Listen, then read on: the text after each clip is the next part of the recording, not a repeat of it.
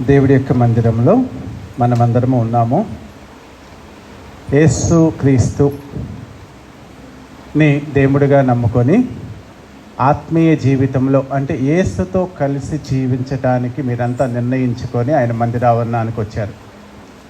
మరి యేసుతో జీవించటం అంటే బైబిల్లో ఏం చెప్తారంటే, యేసుక్రీస్తు వాక్యాన్ని అంటే తన స్వార్థను ప్రారంభించినప్పుడు కొంతమందిని కనుకొని నన్ను వెంబడించుడి అన్నాడు. నన్ను వెంబడించుడి.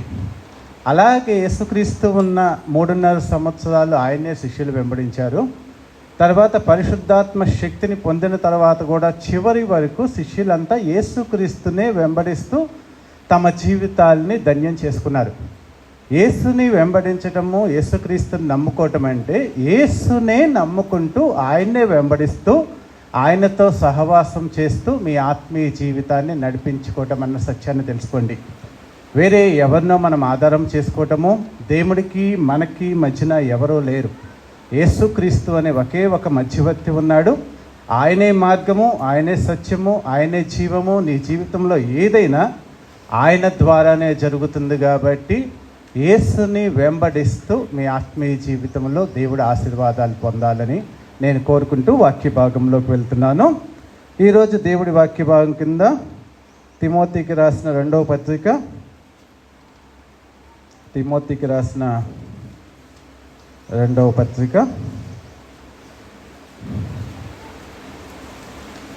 4వ అధ్యాయము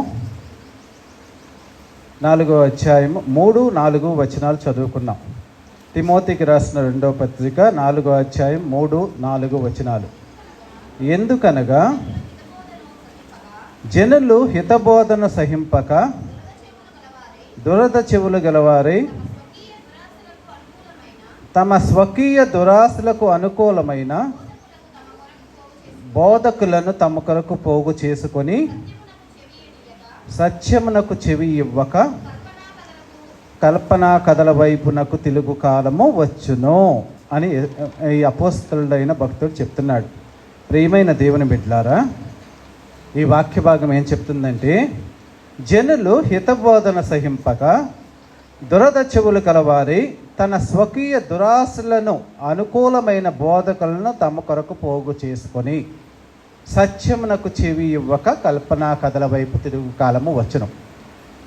వాక్యము బైబిల్ గ్రంథంలో ఏమున్నదో అది వింటే మనం ఆచరించలేము, జీవించలేము. కాబట్టి మనకు అనుకూలమైన బోధ అంటే పర్వాలేదులే ఎలా నమ్ముకున్నా దేవుడు పరలోకానికి తీసుకెళ్తాడు అని వాళ్ళని ఇబ్బంది పెట్టుకోకుండా, వాళ్ళకి ఎటువంటి అంటే దేవుడి వాక్యాన్ని ఉన్నదన్నట్లుగా చెప్పుకోకుండా పర్వాలేదులే అని వాళ్ళని వాళ్ళు మభ్యపెట్టుకుంటూ నీ ఆత్మీయ జీవితంలో నడుచుకుంటే పర్వాలేదు అని చెప్పే బోధకుల్ని తమ కొరకు తామే ఏర్పాటు చేసుకుంటున్నారు. అంటే దేవుడు ఏం చెప్పాడు? నన్ను వెంబడించి అంటాడు. నేను చెప్పిన పరిశుద్ధ గ్రంథాన్ని ప్రకారం నువ్వు జీవిస్తే పరలోక రాజ్యానికి వెళ్తావని చెప్పాడు. ఆయన్ని నమ్ముకున్న 12 మంది శిష్యులు దేవుణ్ణి అనుసరించారు, పరలోక రాజ్యానికి వెళ్ళారు. 12 సింహాసనాల మీద ఆసీనులై ఉండి రేపు మనమంతా వెళ్ళినప్పుడు అక్కడ ఉన్న 24 సింహాసనాల్లో ఆ ధవళమైన సింహాసనాల్లో వీళ్ళు 12 మంది కూడా కూర్చొని మనల్ని చూస్తూ ఉంటారు. అలాంటి సువర్ణ అవకాశాన్ని మీకు ఇస్తానని దేవుడు చెప్తుంటే ఆయన్ని వెంబడించుకోకుండా వాక్యములో తమకు నచ్చినట్లుగా బోధిస్తూ తాము కూడా క్రైస్తవులు అని ప్రపంచం చేత పిలిపించబడటానికి నామకార్థమైన వేషధారణతో కూడిన ఆధ్యాత్మిక జీవితాన్ని జీవించే క్రైస్తవులు చాలామంది ఉన్నారు. అలా జీవించవద్దు అని చెప్పి బైబిల్ గ్రంథం చెప్తుంది. కల్పనా కథలు బైబిల్లో ఉండవవి, కానీ చెవులకు ఇంపుగా ఉండి ఇలా చేయండి అంటే చాలా సంతోషం. అంటే లోకంలో మనమంతా పండగలు చేసుకొని వచ్చాము, రకరకాలైన ఉత్సవాలు చేసుకొని వచ్చి ఆ సంస్కృతిలోంచి వచ్చిన మనము కూడా క్రైస్తవ్యంలో అదే సంస్కృతిని ఫాలో అవుదామంటే ఎంతో సంతోషంగా ఆ సంస్కృతిలో పాల్గొనటము, అలా చర్చిల్ని కానీ సంఘాన్ని కానీ నడిపిస్తూ వాళ్ళతో మమేకమైపోయి దేవుణ్ణి కూడా మభ్యపెట్టే స్థితికి ప్రపంచంలో క్రైస్తవం వచ్చింది. కాబట్టి చాలా జాగ్రత్తగా ఉండండి అని బైబిల్ గ్రంథం చెప్తుంది. మరి ఎవరి ఆత్మీయ జీవితం వారు పరిశీలించుకోండి. నీవు దేవుణ్ణి వెంబడిస్తున్నావా? యేసుక్రీస్తు నీకోసం సిలువలో చనిపోయాడు, యేసుక్రీస్తు నిన్ను విమోచించాడు, ఆయనే నిన్ను పరలోక రాజ్యానికి తీసుకెళ్ళగలడనే పరమ సత్యాన్ని బైబిల్ గ్రంథంలో దేవుడు చెప్పాడు. మరి నువ్వు ఎవరిని వెంబడిస్తున్నావు, నీ ఆత్మీయ జీవితం ఎలా ఉంది అనేది నిన్ను నువ్వు చూసుకో. కల్పన కథల వైపు తిరుగుతున్నారు జనాభా. ఇక్కడ ఏం చెప్తున్నాడు? తమ స్వకీయ దురాశలను అనుకూలమైన బోధకులను తమ కొరకు పోగు చేసుకొని. బైబిల్ గ్రంథంలో దీని గురించి మనం ఆలోచిస్తే, బైబిల్ గ్రంథంలో ఎంతోమంది దేవుడు చెప్పిన మాట వినలేదు. అంటే వాళ్ళకి దేవుడు చెప్తాడు ఇలా ఉండని, కానీ అది నచ్చదు. వేరే వాళ్ళు వచ్చి ఇలా జీవించు అంటే అబ్బో ఎంతో చక్కగా ఉండదు. మనము కొన్ని వచనాలు బైబిల్ గ్రంథంలో చదువుకున్న తర్వాత వాక్య భాగంలోకి వెళ్ళాము. ఎందుకంటే స్వకీయ దురాశలను అనుసరించి దేవుడు వాక్యాన్ని వినకోకుండా తమకు నచ్చినట్లుగా జీవించే జీవిత విధానం ఎలాగుంటుందంటే మన ఆదికాండంలోనే మొట్టమొదటిలోనే ఉంటుంది. యేసుక్రీస్తు ఏం చెప్తాడు? ఆ వృక్ష ఫలాన్ని మాత్రము తినొద్దంటాడు. అయితే సైతాన్ వచ్చి ఏం చెప్పిద్ది? ఆదికాండము 3వ అధ్యాయము 4-5 వచనాల్లో, అందుకు సర్పము, మీరు చావనే చావరు, ఏలయనగా మీరు వాటిని తిను దినమున మీ కన్నులు తెరవబడిననియు మీరు మంచి చెడ్డలను ఎరిగిన వారే దేవతల వలె ఉందురు అని దేవుడికి తెలుసు కాబట్టి మిమ్మల్ని అవి తినొద్దని చెప్తున్నాడు. మీరు దేవదూతలు అయిపోతారు, దేవుడి కంటే గొప్పోళ్ళు అయిపోతారు అని చెప్తుంది. ఇక్కడ అంటే దేవదూతలు అవ్వాలన్న తలంపుతో దేవుడు చెప్పిన దాన్ని కూడా ఉల్లంఘించేసేసి స్వకీయమైన దురాశ చొప్పున అంటే గొప్పవాళ్ళం అయిపోవాలి అని చెప్పేసేసి వాక్యానికి విరుద్ధమైన జీవిత విధానాన్ని ఎవరన్నా వచ్చి నీకు చెప్తే వెంటనే ఆ యొక్క మత్తులో పడిపోయి మనం దాని ప్రకారం జీవిస్తూ భ్రష్టత్వంలోకి వెళ్ళిపోతాం. అంటే దేవుడు ఒకటి చెప్తాడు వాక్యంలో, బైబిల్ గ్రంథంలో స్పష్టంగా ఇదే 2వ అధ్యాయంలో చెప్తాడు, నీవు వాటిని తిను దినమున నిశ్చయముగా చస్తావు. అంతే, దేవుడు వేరే ఆప్షన్ ఉండదు. అయితే గీతే పర్వాలేదులే అన్నట్లు దేవుడు ఎప్పుడు చెప్పడు, నీవు వాటిని తినమున నీవు నిశ్చయముగా చస్తావు అని చెప్తే పర్వాలేదు, నువ్వు దేవదూత అవుతావు, అందుకని దేవుడికి నీకు ఆయన కంటే గొప్పోడు అయిపోతావు అని చెప్పేసేసి ఊహతో తలంపుతో నీకు షరతు విధించాడు. నువ్వు తినచ్చులేని సర్పం వచ్చి కుయుక్తిగా, వాళ్ళు ఏర్పాటు చేసుకున్న బోధకుడు అంటే సర్పము కుయుక్తి కలిగిన అబద్ధ బోధకుడు. ఫస్ట్ దేవుడు వాక్యాన్ని తప్పుడు కోణంలో రకరకాలైన మాయా వేషం వేసుకొని వాటికి మభ్యపెట్టి అభూత కల్పనలతో అదే తేనెలాగా పూసి చెప్పి మనుషుల్ని మాయ చేయటంలో మొట్టమొదటి ప్రపంచంలో అబద్ధ బోధకుడు ఎవడన్నా ఉన్నారంటే సైతాను అవ్వని మోసం చేసింది. మరి ప్రియమైన దేవుని విందులారా, 2వ అవధి చూసుకున్నాము. నిర్గమకాండము 20వ అధ్యాయము 20వ వచనం చూసుకున్నాము. ఇక్కడ దేవుడు ఇశ్రాయేలు ప్రజల మొత్తాన్ని ఐగుప్తు నుంచి కనానికి తీసుకొస్తానికి ఎర్ర సముద్రాన్ని దాటించి తీసుకొచ్చి సీనాయి కొండ మీద 10 ఆజ్ఞలను చెప్తూ జనాభా దగ్గరికి వస్తే 19-20 వచనాలు ఏమంటాడంటే, దేవుడా నువ్వు మాతో మాట్లాడొద్దు, నీ ప్రకాశవంతమైన ఆ మాటలకు కానీ ఆ పలుకులకు కానీ ఆ తేజస్సుకు కానీ ఆ శబ్దానికి మేము చచ్చిపోతాము, నువ్వు మాతో మాట్లాడొద్దు, నీ సేవకుడి ద్వారా మాకు మాటలు వినిపించు అని ఆ ప్రజలు అన్నప్పుడు దేవుడు మోషేకి ఏం చెప్తాడంటే 20వ అధ్యాయం 23వ వచనం, నిర్గమకాండము 20వ అధ్యాయం 23వ వచనము, మీరు నన్ను కొలుచుచు వెండి దేవతనైనను బంగారు దేవతలనైనను చేసి కొనకూడదు, వాటిని సాగిలపడకూడదు, నమస్కరించకూడదు అని చెప్తాడు దేవుడు. అయితే వీళ్ళు మోషే ఆ పైకి వెళ్ళిపోయి సీనాయి కొండ మీద దేవుడి దగ్గరికి వెళ్ళి దేవుడితో మాట్లాడుతూ ఉంటే 32వ అధ్యాయము 1 నుంచి క్లుప్తంగా చదువుకున్నాము. 32వ అధ్యాయం 1వ వచనం 2-3 వచనాలు. మోషే కొండ దిగకుండా తడవు చేయుట ప్రజలు చూసినప్పుడు ఆ ప్రజలు అహరోను వద్దకు కూడి వచ్చి, లెమ్ము, మా ముందర నడుచుటకు ఒక దేవతను మా కొరకు చేయము, ఐగుప్తులోంచి మమ్మల్ని రప్పించిన ఆ మోషే అనువాడు ఏమాయనో మాకు తెలియదని అతనితో చెప్పిరి. అందుకు అహరోను, మీ భార్యలకును మీ కుమారులకును మీ కుమార్తెలకు చెవులకును బంగారు పోగులను తీసి నా యొద్దకు తెండని వారు చెప్పగా ప్రజలందరూ తమ దగ్గరున్న బంగారం అంతా తెచ్చిది. అప్పుడు వారి యొద్ద వాటిని తీసుకొని పొగరుతో రూపమును ఏర్పరిచి దాన్ని పోత పోసి దూడగా చేసినో. అప్పుడు వారు, ఓ ఇశ్రాయేలు, ఐగుప్తులోంచి నీవు నన్ను రప్పించితివి అని దానికి మొక్కుతున్నారు. దేవుడు ఏం చెప్తున్నాడంటే, యేసుక్రీస్తు ఇక్కడ నీవు ఎటువంటి విగ్రహారాధన చేసుకోకూడదని చెప్తున్నాడు. నువ్వు ఎటువంటిది చేయకూడదని చెప్తుంటే ఇక్కడ ఏమైందంటే ఆ ఆజ్ఞని ఉల్లంఘించేశారు. ఉల్లంఘించేసేసి మాకు ఒక బొమ్మ కావాలి, ఐగుప్తులోంచి తిరిగి వచ్చాం, ఇష్టానుసారంగా అక్కడ బొమ్మల్ని కొలుస్తున్నారు వాళ్ళు, అలాంటి రూపం మాకు కావాలి, నువ్వు కూడా చేస్తావా సస్తావా అంటే అహరోను ఇక్కడ అబద్ధ బోధకుడి రూపంలో ఉండి వాళ్ళు భయపెడితే భయపడిపోయి ఒక రూపాన్ని చేసి ఇదే దేవుడు దీన్ని మొక్కండి అంటున్నాడు. దేవుడు ఏం చెప్పాడు? నేను చెప్పింది ఇలా మీరు నడుచుకోండి అంటే ఒక అబద్ధ దేవతని చేసుకొని బంగారంతో దూడం చేసుకొని అది కూడా ప్రధాన యాజకుడైన అహరోను మాత్రమే చేస్తాడు. అంటే ఎంత ఘోరమో ఎంత భయంకరమో, దేవుడు చెప్పిన దాన్ని కల్పితంగా ఇంకొక రకంలో చేస్తూ జీవించటంలో జనాభా అలవాటు పడిపోయారు. అలాగే కొత్త నిబంధన గ్రంథంలోకి వచ్చేటప్పటికల్లా యేసుక్రీస్తు 12 మంది శిష్యుల్లో ఒక శిష్యుడు ఉంటాడు. అతడు దేవుడి దగ్గర ఉన్న డబ్బంతా అతనికే ఇస్తాడు. కానీ అతడు ఏం చేస్తాడో తెలుసా? మత్తయి సువార్త 23వ అధ్యాయము చదువుకుందాం. మత్తయి సువార్త 23వ అధ్యాయం 1వ వచనం చూస్తే, అప్పుడు యేసు జనసమూహంతోనూ తన శిష్యులతోనూ నేను శిష్యులతో మాట్లాడుతున్నప్పుడు మరలా 34వ వచనం చూద్దాము. దీంట్లోనే, అందుచేత ఇదిగో నేను మీ యొద్దకు ప్రవక్తలను జ్ఞానులను శాస్త్రులను పంపుచున్నాను, మీరు వారిలో కొందరిని చంపి సిలువ వేయుదురు, కొందరిని మీ సమాజ మందిరంలో కోడాలతో కొట్టి పట్టణము నుండి పట్టణమునకు తరుముదురు అని చెప్తున్నాడు. ఆ విన్న శిష్యుల్లో ఒక శిష్యుడు ఉన్నాడు. ఎవరో? ఇస్కరియోతు యోధా. మీరు ప్రజలందరినీ ప్రవక్తల్ని దేవుడు బోధ చేసే వాళ్ళందరినీ చంపేస్తున్నారు, అలా చేయకోకుండా ఉండండి అని చెప్తే వెంటనే విన్న ఇస్కరియోతు యోధా 26వ అధ్యాయంలోకి వచ్చేటప్పటికల్లా 14, 16 వచనాలు చూస్తే, మత్తయి సువార్త 24వ అధ్యాయము 14 నుంచి 15 దాకా, అప్పుడు 12 మందిలో ఒకడొక ఇస్కరియోతు యోధా ప్రధాన యాజకుల యొద్దకు వెళ్ళి, నేను ఆయనను మీకు అప్పగించిన ఎడల నాకేమిత్తురని వారిని అడిగాను. అందుకు వారు 30 వెండి నాణములు తూచి వానికిచ్చిరి.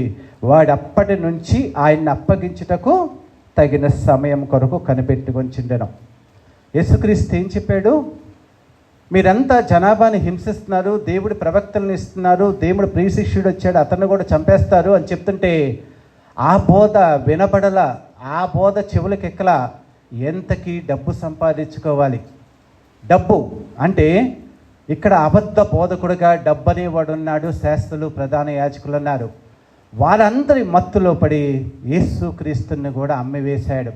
అంటే వాక్యము దేవుడు వెల్లడి చేస్తున్నాడు, ఇలా ఉండండి ఇలా ఉండండి ఇలా ఉండండి. ప్రపంచ మానవాళికి నువ్వు నిన్ను పొగిడినప్పుడు ఘనతలుగా పడిపోవద్దని, లోకంలో ఎటువంటి పాత ఆచారాల వైపు వెళ్ళిపోయి విగ్రహారాధన చేయొద్దని, డబ్బుని ప్రేమించొద్దని చెప్పి దేవుడు చెప్తుంటే వీటినే తమ యొక్క అబద్ధ బోధకులుగా చేసుకొని స్వకీయ దురాశల చేత అనుసరించి పతనమైపోయినట్లుగా బైబిల్ గ్రంథం చెప్తుంది. అదే యేసుక్రీస్తు చనిపోయిన తర్వాత ప్రపంచ మానవాళికి ఒక పెద్ద అబద్ధం వచ్చింది. రోమన్ క్యాథలిక్స్ అనేవాళ్ళు మరియమ్మ ద్వారా మీరు దేవుడి దగ్గరికి వెళ్తారు. అక్కడ చూస్తే మరియమ్మ దగ్గర చిన్న పిల్లోడుగా ఒక ఫోటో పెడతారు. మరియమ్మ ద్వారా ప్రార్థన చేస్తే దేవుడి దగ్గరికి వెళ్తాం.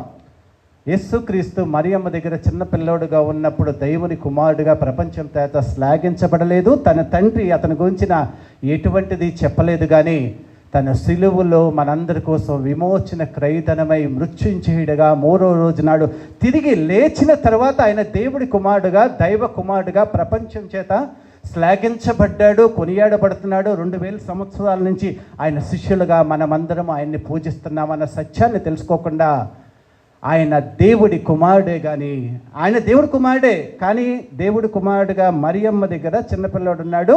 ఆ మరియమ్మ ద్వారా మనము మన ప్రార్థన చేయాలని ప్రపంచం మొత్తాన్ని 2000 సంవత్సరాల నుంచి ఒక విధమైన కల్పనా కథల వైపు ప్రపంచాన్ని నడిపిస్తూ ఉంది.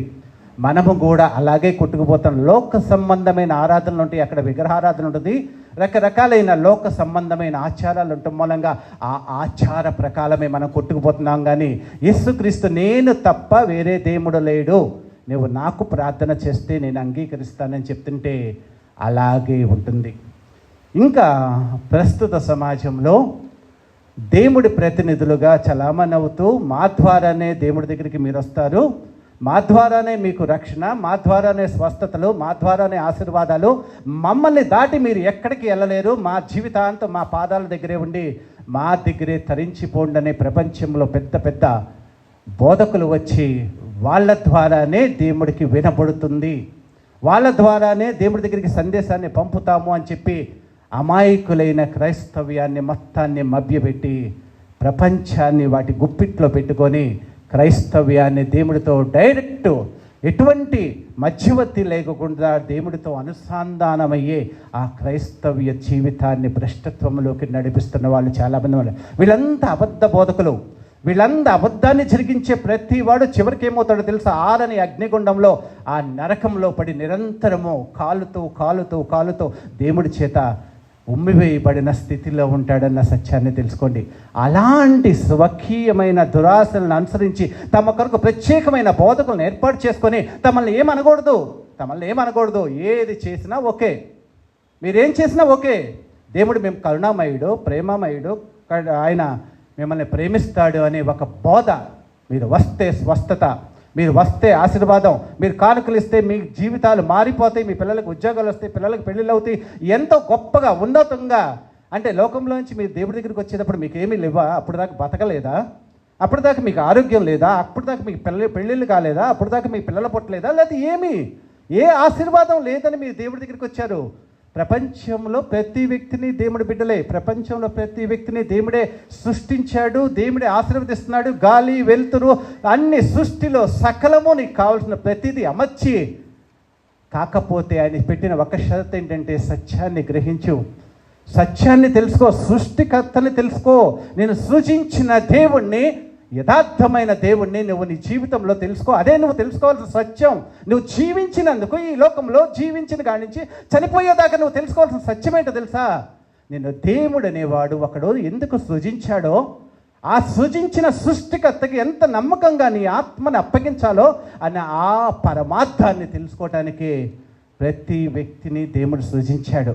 ఆ పరమార్థ అన్వేషణ కోసము నీ జీవితాన్ని నువ్వు పరిశీలించినట్లయితే మహోన్నతుడైన యేసుక్రీస్తు దీపము నీ కళ్ళ ఎదుట సాత్కాశం నుంచి ఆయన మాత్రమే నిజమైన దేవుడు, ఆయన నిజమైన దేవుడు, ఆయనే సత్యవంతుడు, నా జీవిత కాలమంతా ఆయన్నే వెంబడించాలి అన్న గొప్ప సత్యాన్ని నువ్వు తీసుకోగలుగుతావు. కానీ ఈ లోకంలో ఏ శక్తి, ఏది, ఆయన పరిశుద్ధాత్మని నీకు శక్తిగా ఇచ్చాడు. ఆ శక్తి మాత్రమే నిన్ను దేవుడు ఆత్మీయ జీవితంలో నడిపించగలదు, సర్వ సత్యంలోకి నడిపించగలదు, సర్వోన్నతుడైన దేవుడి మార్గంలో నిన్ను నడిపించి లోక రాజ్యానికి తీసుకెళ్ళదే. కానీ ప్రపంచంలో ఏ వ్యక్తి నిన్ను నడిపించలేడు. నీ మనస్సును కానీ, నీ హృదయాన్ని కానీ, నీ అంతర్హృదయాన్ని కానీ, నీ ప్రతి దాన్ని ఆపగలిగిన శక్తి కానీ, అదుపు చేయగలిగిన శక్తి కానీ, దేవుడికి రోపడగలిగిన శక్తి కానీ ఉన్నదంటే అది పరిశుద్ధాత్మ శక్తికే కానీ ప్రపంచంలో ఏ శక్తికి లేదు. అలాంటి పరిశుద్ధాత్మ శక్తిని నువ్వు పొందుకుంటే నీ మనస్సు, నీ హృదయము, నీ అంతర్హృదయము, నీ ఆలోచనలు ప్రతిదీ, నీ నడత పడక ప్రతిదీ దేవుడి ఆధీనంలోకి వెళ్ళి దేవుడికి నచ్చిన వ్యక్తిగా పరిపూర్ణమైన పరిశుద్ధమైన సౌందర్యం కలిగిన ఆత్మీయమైన సౌందర్యం కలిగిన వ్యక్తిలాగా నువ్వు తీర్చిదిద్దబడతావని బైబిల్ గ్రంథం చెప్తుంది.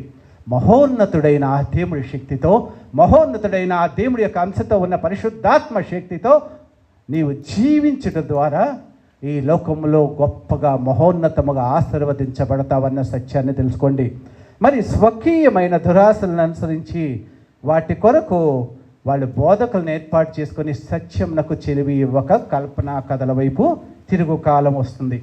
అయితే దేవుడు ఇక్కడ ఈ భక్తుడికి ఏం చెప్తున్నాడో తెలుసా? అపోస్తలుడైన పౌలుకి ఒక విషయం చెప్తున్నాడు. అదే అధ్యాయంలో పైన 2వ వచనంలో చదువుకున్నాం మనము. వాక్యమును ప్రకటించుము, సమయమందును అసమయమందును ప్రయాసపడము, సంపూర్ణమైన దీర్ఘశాంతముతో ఉపదేశించుచు, ఖండించుము, గద్దించుము, బుద్ధి చెప్పుము అని చెప్తున్నాడు. ప్రియమైన దేవుని బిడ్డలారా, యేసుక్రీస్తు యొక్క ప్రియమైన శిష్యుడుగా, ప్రపంచం మొత్తానికి సువార్త ప్రకటించినగా శిష్యుడుగా, అపోస్తలుడుగా ఉన్న పౌలు భక్తుడు ప్రపంచానికి చెప్తున్నాడు. తిమోతికి ఒక్కడికే చెప్పట్లేదు, ప్రతి వ్యక్తికి చెప్తున్నాడు. సర్వ సృష్టికి సువార్త ప్రకటించడానికి యేసుక్రీస్తు ఎలాగైతే చెప్తున్నాడో వాక్యాన్ని ప్రకటించు. వాక్యాన్ని ప్రకటించడానికి ఇలాగేమో దేవాలయంలో ఒక ఫుల్ఫిట్టే అవసరం లేదు, లేకపోతే పెద్ద మహాసభల్లో డయాసే అవసరం లేదు. వాక్యాన్ని ప్రకటించు. ఇది సృష్టి ఆరంభంలో, అంటే వాక్యం యేసుక్రీస్తు ప్రకటించేటప్పుడు ఏమున్నాయి?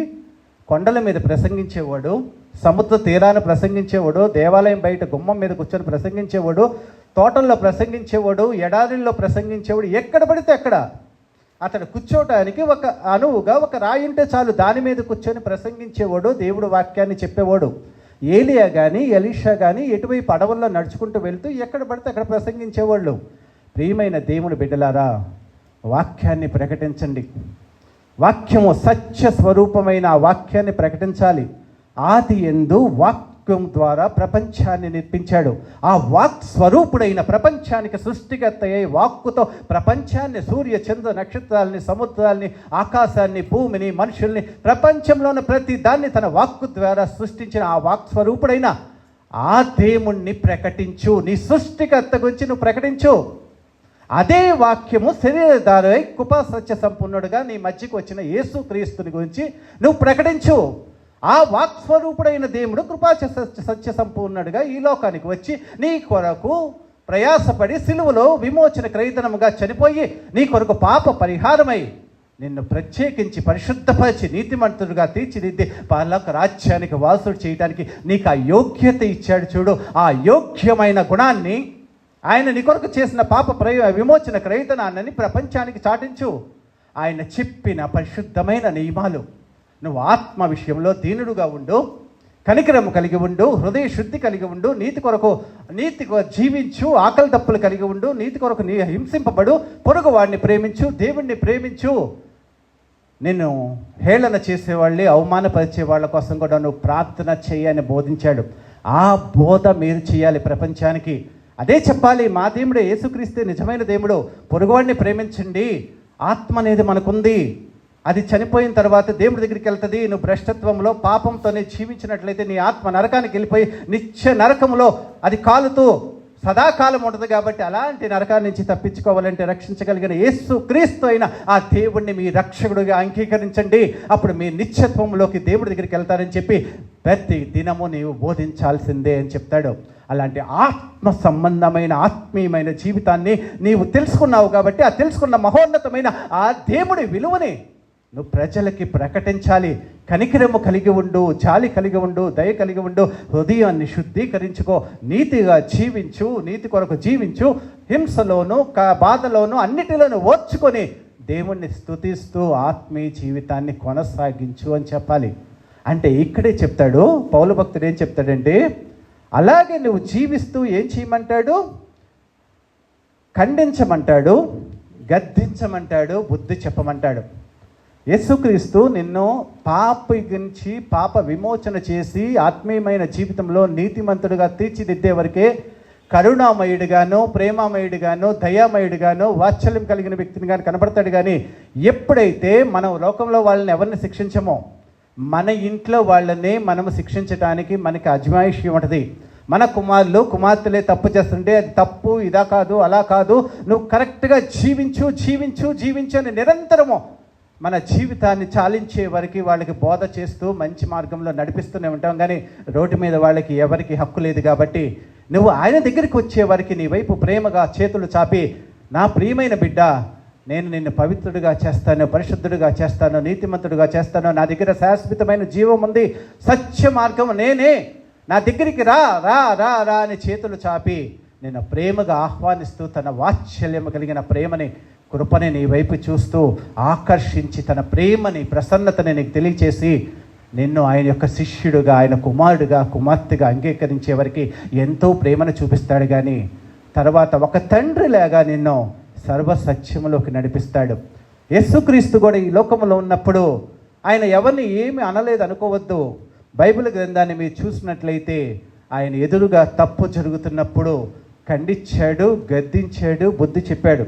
బైబిల్ గ్రంథంలో మనం చూసినట్లయితే మార్కు సువార్త 7వ అధ్యాయం 5వ వచనం చూస్తే, అప్పుడు పరిసయ్యులు శాస్త్రులు, నీ శిష్యులు ఎందుకు పెద్దల పారంపర్యాచారమున చొప్పున నడుచుకునక అపవిత్రమైన చేతులతో భోజనం చేయుచుదురని ఆయన అడిగి, అందుకు ఆయన వారితో ఇట్లనెను, ఈ ప్రజలు పెదవులతో నన్ను గణపరచుదురు కానీ వారి హృదయము నాకు దూరముగా ఉన్నది. వారు మానవులు కల్పించిన పద్ధతులను దైవోపదేశములని బోధించుచు నన్ను వ్యర్థముగా ఆరాధించుదురు అని చెప్పినట్లుగా బైబిల్ గ్రంథం ఉంది. మీరు దేవుడి ఆజ్ఞను విడిచిపెట్టి మనుషుల పారంపర్యాచారములు గైకొనుచున్నారు. మీరు మీ పారంపర్యాచారములు గైకొనుటకు దేవుని ఆజ్ఞను బొత్తిగా నిరాకరిస్తున్నారు. దేవుడు అక్కడ మానవుల పారంపర్యాచారాల చొప్పున నువ్వు జీవిస్తుంటే, మానవుల ఆలోచనలు, మానవుల పద్ధతులు, ఇలా జీవించాలి అలా జీవించాలని వాక్యానికి విరుద్ధమైన బోధ చేస్తుంటే దాన్ని ఖండించినట్లుగా ఉంటుంది, మరి గద్దించినట్లుగా కూడా బైబిల్ గ్రంథంలో ఉంటుంది. మార్కు సువార్త 16వ అధ్యాయము 13వ వచనం చూసినట్లయితే, వారు వెళ్ళి తక్కిన వారికి ఆ సంగతి తెలియచేసిరి కానీ వారు వీరి మాటనైనను నమ్మకపోయిరి.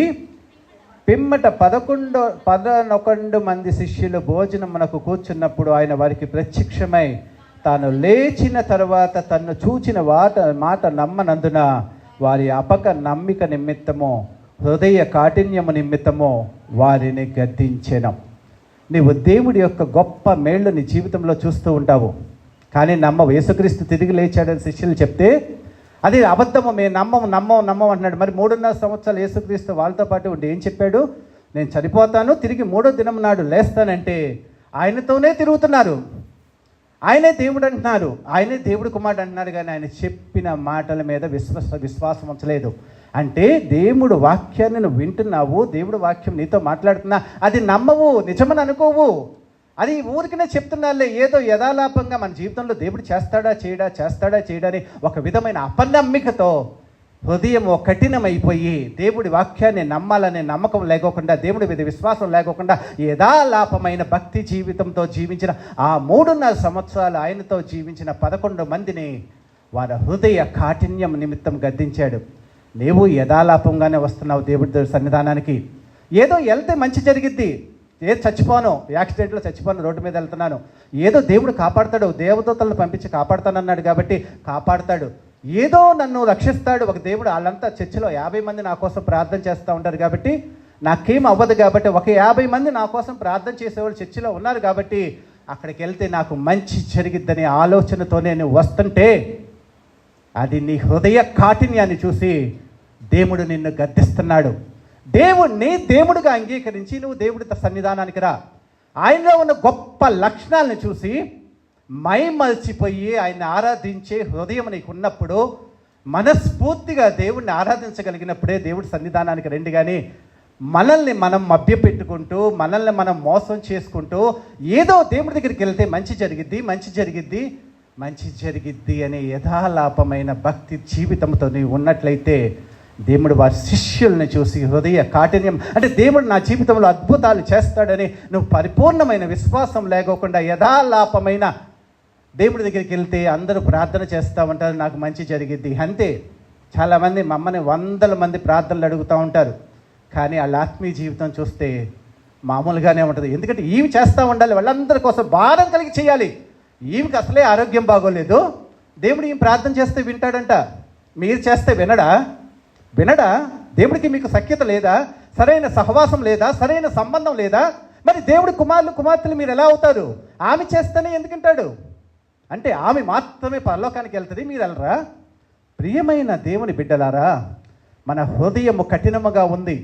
ఎందుకంటే దేవుడితో మనం సహవాసం చేయలేకపోతున్నాం, సరైన సంబంధాన్ని పెంచుకోలేకపోతున్నాం. నువ్వు తండ్రి అంటే ఆయన సిద్ధంగా ఉంటాడు, నువ్వు నాన్న నాకు ఇది చెయ్యి అంటే ఆయన సిద్ధంగా ఉండే అంత అన్యోన్యమైన సహవాసంలోకి నీ ఆత్మీయ జీవితం మారాలని దేవుడు కోరుకుంటుంటే, ఇంకా మనము ఇతరుల మీద ఆధారపడితే, మనం ఆధారపడిన వ్యక్తి రేపు లేడు. కొన్నాళ్ళ తర్వాత మా అమ్మ కనపడదు, అప్పుడు ఎవరిని అడుగుతారు మీరు ప్రార్థనలో? ఇంకో వ్యక్తిని ఎత్తుక్కుంటారా? ఎవరిని ఎత్తుక్కుంటారు?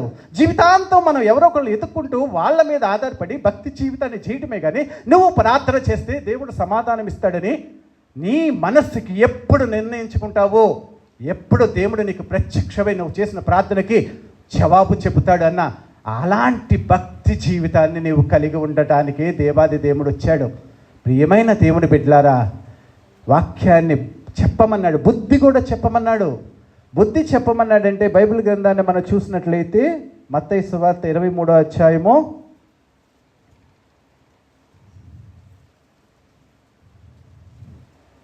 23వ వచనము 24వ వచనం చదువుతాను. అయ్యో వేషధారులైన శాస్త్రులారా, పరిసయ్యులారా, మీరు పుదీనాలోను సోపులోను జీలకర్రలోను 10వ వంతు చెల్లించి ధర్మశాస్త్రంలో ప్రధానమైన విషయాలను అనగా న్యాయాన్ని, కనికరాన్ని, విశ్వాసాన్ని విడిచిపెట్టిది.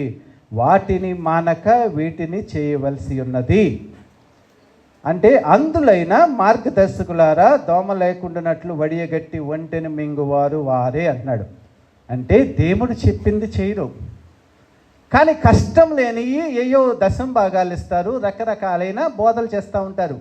అంటే దశం భాగాలు కాదు దేవుడు కోరుకుంటుంది, మీ హృదయ పరివర్తన, మీ హృదయ అంతరంగంలో ఆయన నీ హృదయము నా ఆలయము, నీ హృదయాన్ని నువ్వు ఎలా పాడు చేస్తావు, దాన్ని మలినం ఎలా చేస్తావు, అది పవిత్రమైన నాకు ఉండటానికి యోగ్యమైన స్థలముగా నేను నిర్ణయించుకుంటే దానిలో అపవిత్రమైన దానికి నువ్వు ఎలా స్థానం ఇస్తావని కొరింథీయుల పత్రికలో చెప్తాడు. కావాలని చదువుకోండి. నీ హృదయము నా దేవుని ఆలయము, అలాంటి ఆలయంలో పరిశుద్ధుడైన నేను ఉండాలంటే నువ్వు పరిశుద్ధంగా జీవించాలి. ఆ పరిశుద్ధమైన జీవితంలో జీవిస్తుంటే దేవుడు నీ హృదయ అంతరంగంలో ఉంటాడు. అందుకు నీ హృదయాన్ని దేవుడు చేసుకున్నాడే కానీ దేవుడు నివాసం ఉండటానికి నీ ఇష్టానుసారమైన ఆలోచనలతో, కుయుక్తులతో, కుతంత్రాలతో, రకరకాలైన జీవితంతో ఎత్తుకు పై ఎత్తులు వేసుకుంటూ అతిశయిస్తూ గర్వపడుతూ ఈ లోకంలో జీవించటానికి కాదు.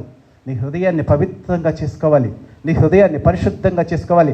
దేవుడికి ఆవాసయోగ్యమైన, నివాసయోగ్యమైన స్థానముగా దాన్ని ఉంచితే అప్పుడు దేవాది దేవుడు, ఆకాశంలో ఉండాల్సిన దేవుడు దిగి వచ్చి నీ హృదయం అనే ఆ దేవాలయంలో దేవుడు ఉంటాడు. అందుకోసం దేవుడు వచ్చాడు. ప్రియమైన దేవుని బిడ్డలారా, వాక్యాన్ని బోధించు, అది అర్థమయ్యేటట్టు చెప్పు, బుద్ధి చెప్పు, ఖండించు, గద్దించమని చెప్పాడు. వాళ్ళ హృదయ కాఠిన్యం గురించి గద్దించిన తర్వాత ప్రకటన గ్రంథం 16వ వచనంలో ఏం చెప్తా తెలుసా? నమ్మి బాప్తిసం పొందువాడు రక్షింపబడును, నమ్మని వానికి శిక్ష విధించబడును. ఇది యేసుక్రీస్తు చెప్పిన మాటే. యేసుక్రీస్తు తన ప్రియమైన శిష్యులకు చెప్పిన మాట. నమ్మి బాప్తిసం పొందినవాడు రక్షింపబడును, నమ్మని వానికి శిక్ష విధించబడను. ప్రియమైన దేవుని బిడ్డలారా, యేసుక్రీస్తు అంటే నీకు ప్రేమామయుడిగానే తెలుసు, యేసుక్రీస్తు అంటే దయామయుడిగానే తెలుసు. కానీ మీరు ప్రకటన గ్రంథంలో 7 సంఘాలకి చదువుకోండి. ఎందుకంటే మీరు ఆల్రెడీ సంఘ సభ్యులే, మీరు సంఘానికి వెలుపలేరు, సంఘ సభ్యులే. ప్రతి దినము 7 రోజులు 7 సంఘాల గురించి చదవండి. 7 సంఘాల్లో మీలో ఉన్న మంచి చెప్తా ఉంటాడు, మీలో ఉన్న చెడు చెప్తా ఉంటాడు. మీలో ఉన్న మంచి ఉంటే దేవుడికి థ్యాంక్స్ చెప్పండి. ఒకవేళ అలా కాకోకుండా సంఘమైనా ఆయన పవిత్రంగా ఉండాలనుకున్న ఆ పవిత్రమైన సంఘములో ఒక అవయవమైన నేను అపవిత్రంగా ఉంటే దేవుడికి అయిష్టం కదా అని మిమ్మల్ని మీరు సరిదిద్దుకోండి. దేవుడి వాక్యాన్ని బోధించటం నేర్చుకోండి. సృష్టికర్త ఆయనే సృష్టిని సృజించాడు. నిన్ను, నన్ను, ప్రపంచంలో ఉన్న ప్రతి వ్యక్తిని యేసుక్రీస్తే సృజించాడు. ఆయనే సమస్తానికి మూలము, ఆయనే ఘనత, మహిమ, స్తోత్రానికి, కీర్తనీయుడు, అన్నిటికీ ఆయనే అర్హుడని ఒక సత్యాన్ని బోధించండి.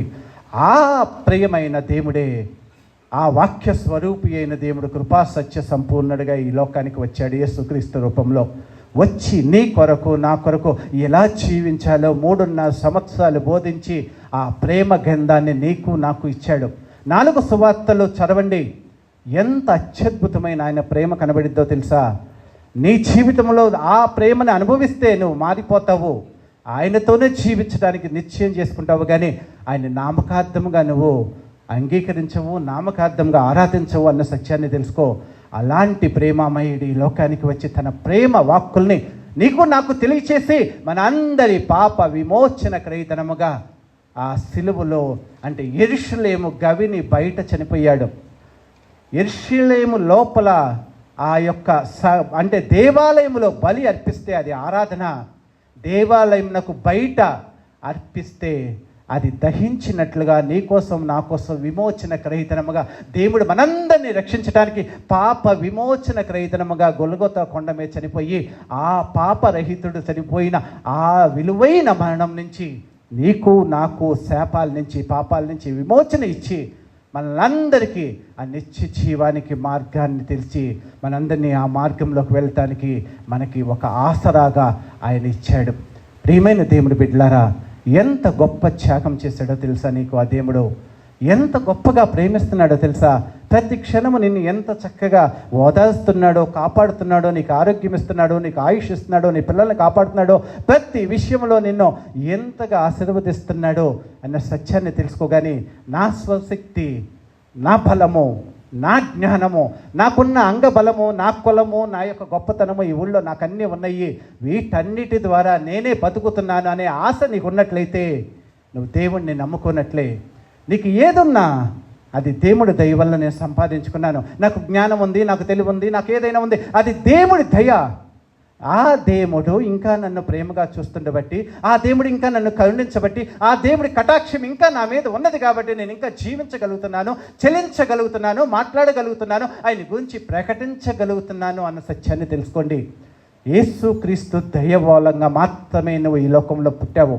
ఆయన చిత్త ప్రకారం నువ్వు ఈ లోకానికి వచ్చావు. ఈ చిత్త ప్రకారమే నువ్వు జీవిస్తున్నావు. ఆయన చిత్తాన్ని జరిగించి దేవుడి ప్రేమని పొందుకోగలిగితే రేపు పరలోకానికి వెళ్తావు, అదర్వైజ్ నరకానికి వెళ్తావు, నిత్య నరకము. అది చెప్పటానికి యేసుక్రీస్తు వచ్చాడు. అదే దేవుడి వాక్యము. ఆయన సృష్టికర్త. ఆయన ఈ లోకానికి వచ్చి నీ కొరకు వచ్చి ఎలా జీవించాలో బోధించాడు. నీ కొరకు సిలువలో చనిపోయి మార్గాన్ని సుగము చేసి నీకు విమోచన కలగజేశాడు. ఆయన్ని అంగీకరించి బాప్తిస్వం తీసుకొని ఆయనతో కలిసి జీవిస్తూ ఆయన చెప్పినట్లుగా ఆధ్యాత్మికమైన సుగుణాలతో ప్రేమ కలిగి దేవుడితో కృప, కనికరము, సాత్వికత, హృదయ శుద్ధి, ఇతరులతో కలిసి మంచి సహవాసము, ఇతరుల్ని ప్రేమించడము, దేవుడిని అన్నిటికంటే ఘనముగా ఎంచి నీ హృదయంలో ఆయనకే, నీ హృదయంలో అంతరంగంలో ఆయనకి స్థానం ఇచ్చి ఆయన్నే ఆరాధిస్తూ పవిత్రమైన వ్యక్తిగా, ప్రపంచంలో ఆరాధించదగిన ఏకైక వ్యక్తిగా దేవుణ్ణి ఎప్పుడైతే నువ్వు నీ హృదయంలో నిలుపుకుంటావో మిగతా అన్ని విగ్రహాలు తీసివేసి భర్త, భార్య, పిల్లలు, తల్లులు, తండ్రులు, లోకంలో వాళ్ళంతా వీళ్ళంతా అనవసరం. కొంతకాలం మనతో జీవితానికి వాళ్ళందరినీ నీ జీవితంలోకి తెచ్చిన వ్యక్తి మహోన్నతుడు. వీళ్ళంతా తాత్కాలికము. వీళ్ళంతా ఎంతసేపు నీకు ప్రేమ చూపిస్తారో ప్రతి వ్యక్తి హృదయానికి తెలుసు. మనల్ని మనం మోసపుచ్చుకుంటూ దేవుడి కంటే వీళ్ళే గొప్ప అని వీళ్ళ కోసమే జీవిస్తున్నావు. కానీ నిజమైన సత్యాన్ని బైబిల్ గ్రంథం చదివి నువ్వు తెలుసుకొని దేవుణ్ణి ప్రేమించడం, ఆరాధిస్తే నీ జీవితంలో సంతోషపడుతుంది. ఆయనకి ఇష్టలైన వారికి భూమి మీద సమాధానం. నిజంగా నువ్వు ఆయనకి ఇష్టడుగా ఉన్నట్లయితే నీ ప్రవర్తన, నీ యొక్క జీవిత విధానము దేవుడికి నచ్చితే నీ కుటుంబంలో సమాధానం ఉంటుంది, నీ జీవితంలో సంతోషం ఉంటుంది, నీ హృదయం ఎప్పుడు తల్లడిల్లిపోదు, ఎప్పుడు సమాధానాన్ని కలిగి ఉంటావు.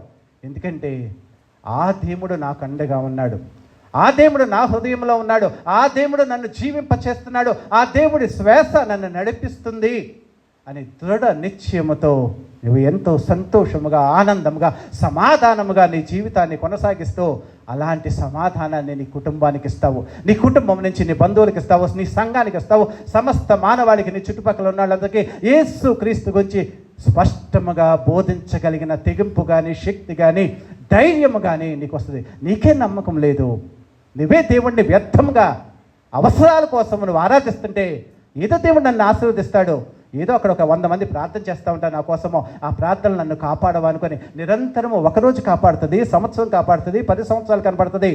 కానీ చూసి చూసి చూసి అంజూరపు చెట్టుని ఎలాగైతే దేవుడు అంటాడో, ఏమంటాడు దేవుడు? వెళ్తా ఫలాలు కాయని చెట్టు, అయ్యా ఇంకొక సంవత్సరం చూస్తానంటే ఆ సంవత్సరమే చూడు, ఇంకో సంవత్సరం చూస్తానికి వీలు లేదని అంటే 3 సంవత్సరాలు కాయని ఇంకొక సంవత్సరము దేవుడు అవకాశం ఇస్తాడు. ప్రియమైన దేవుని బిడ్డలారా, నీలో హృదయ కాఠిన్యం ఉంటే, దేవుడి యొక్క దైవత్వాన్ని గుర్తించలేకోకుండా మన అవసరాల కోసమే నువ్వు దేవుడిని నమ్ముకున్నట్లయితే నీ భక్తి జీవితాన్ని దేవుడి ఎదురుగా తెరిచిన పుస్తకం లేక ఒకరోజు ప్రార్థన చేస్తూ కుమ్మరించు. ఆయన త్రాసులో చూస్తాడు, అది నిజమా కాదా. యథార్థమైతే నువ్వు ఘనుడివి, యథార్థము కాకపోతే ఇన్ని సంవత్సరాల నా భక్తి బూడిదలో పోసిన పన్నీరైతే ఉపయోగం ఏంటి? నీ వాక్యాన్ని ప్రకటించు సమయమందు, అసమయమందు నీ హృదయాన్ని ఒకసారి శోధించుకో.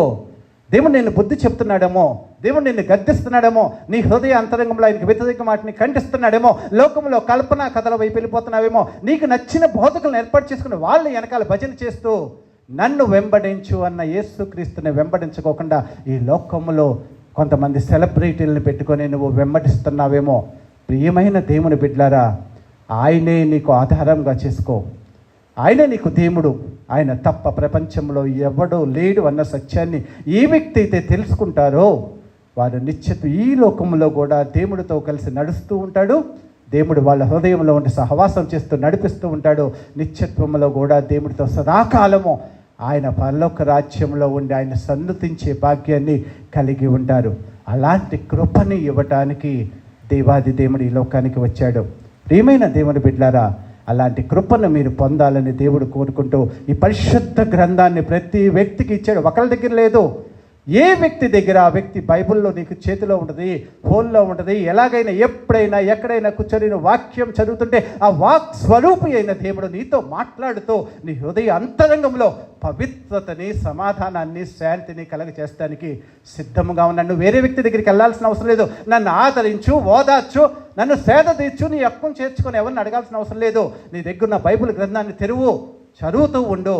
దేవుడు నీతో మాట్లాడతాడు. నీ హృదయానికి కావాల్సిన శాంతిని, సమాధానాన్ని ఇచ్చి నిన్ను అత్యుత్తమముగా ఆశీర్వదించబడిన వ్యక్తిగా, దేవుడి చేత ఆశీర్వదించబడిన వ్యక్తిగా నిన్ను లోకములో కొనియాడబడేటట్లుగా చేసి ఘనపరుస్తాడు. అలాంటి కృపను ఇవ్వటానికి దేవాది దేవుడిని ఈ లోకానికి వచ్చాడు. ప్రియమైన దేవుని బిడ్డలారా, దేవుడు ఈ లోకంలోకి రావటంలో ఉన్న భావాన్ని అర్థం చేసుకొని మనస్ఫూర్తిగా నీ హృదయ అంతరంగంలో ఆయనకి చోటివ్వు. ఆయన కాకుండా నీ హృదయంలో ఇతరమైనవి ఏదున్నా ఆయన ఒప్పుకోడు అన్న సత్యాన్ని తెలుసుకో. ఆయన మాత్రమే నీ ఆత్మలకి అధిపతి, నీ హృదయానికి అధిపతి. ఆయన ఉంచుకొని సమస్త దురాత్మల్ని, దుష్ట సాతానీయ శక్తులు ఏదైనా నీ హృదయంలో ఉంటే ఈ క్షణమే దాటిని తీసివేసేసి దేవుడి ఆధీనానికి లోబడు. దేవుడి ఆత్మకి నీ హృదయ అంతరంగంలో స్థానం ఇచ్చి ఆయన్నే ఆరాధించడము, స్తుతించడము, ఆయనకి నిన్ను నువ్వు సబ్మిట్ చేసుకో, సమర్పించుకో. ఆ సమర్పణ జీవితంలో నువ్వు క్రైస్తవుడిగా, క్రైస్తవురాలుగా ఈ లోకంలో కొనియాడబడుతూ దేవుడి నామానికి ఘనత తెచ్చే వ్యక్తిగా ఉంటావు. దేవుడి అలాంటి కృపను మీకు సమృద్ధిగా అనుగ్రహించి ఈ వాక్య భాగాన్ని దీవించునుగాక. ఆమేన్, ఆమేన్.